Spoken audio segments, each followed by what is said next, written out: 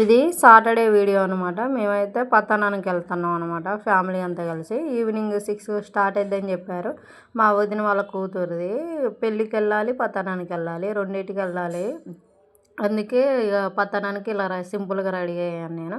Family అంతా ఇక కొంచెం సింపుల్గా రెడీ అయ్యాం. పెళ్ళికి అయితే కొంచెం గ్రాండ్గా రెడీ అవ్వచ్చు, కానీ ఇప్పుడు పతానానికి వెళ్ళాలి. అక్కడికి వెళ్ళాక ఏం జరిగిందంటే, అక్కడ అసలు ఆ పాపని అసలు వాళ్ళ ఊరు వాళ్ళు ప్రతి ఒక్కళ్ళు ఇంటింటికి నలిగేస్తున్నారు అనమాట. అసలు రానివ్వలేదు. అక్కడ స్టే చేశారు, డెకరేషన్ చేశారు ఫొటోస్ దిగటానికి, కానీ అక్కడ మాకు అంత వీలు లేదనమాట. అమ్మాయి అక్కడికి వచ్చి కూర్చొని ఫొటోస్ దిగటానికి.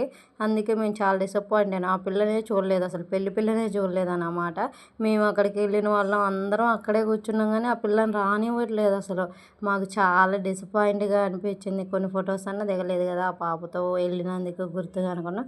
అయినా కానీ ఇక డిన్నర్ పెడితే డిన్నర్ తిని కొంచెం ముచ్చట పెట్టుకొని, మా పెద్దమ్మ కూతురు, మా పెద్దమ్మ, మా ఆయనదక్క, మా బావలు చాలామంది వచ్చారు, కానీ నాకు వీడియో తీయడం కుదరలేదు. ఫస్ట్ మేము ఉన్నాం కాబట్టి మేము తీసుకున్నాం అనమాట. రేపు పెళ్ళిలో అయితే తీసి చూపిస్తాను. అందరు వచ్చారు, చాలా బాగుందనమాట. అన్నీ బాగున్నాయి, కానీ ఆ పాపే రాలేదు. చాలా డిసప్పాయింట్ అయ్యాం మేము అందరం.